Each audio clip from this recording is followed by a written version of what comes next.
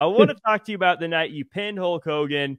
Uh, we know the story. You pinned him, but I want to know. Tell me a little bit about what it was like in the locker room and Oh my before God. and after this match, and My like God. what led up to that, and what was that like? Because once you know that's got to be a huge thing, knowing you're going to get to do that, right? Like, tell me about that, the before in the locker room and the Jeez. after in the locker room. What are we doing, boss? What are we doing tonight? So I started laughing. Yeah, That was very funny. Very funny. And, right. and, and uh, so he's looking at me very seriously.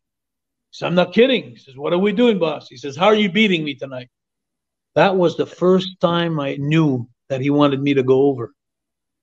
And it was like Wow. 1 hour and a half before the show. And I'm looking at him, and when he said that I was going to go over, I even laughed harder. I said, "What a river, that's very funny, Hulk." That's what I told him. I said, "You're very funny, Hulk. Very, very funny." I didn't expect that all to get over.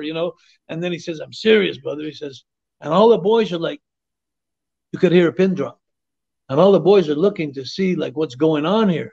Hulk is NWO right now. He's on top of his career. He's on TBS, Eric Bischoff, the whole thing, NWO, and he's asking me how I want to pin him. What are we doing? So I looked at him, and after I saw he was serious, I just looked back at him and said, "Well, what do you want to do?"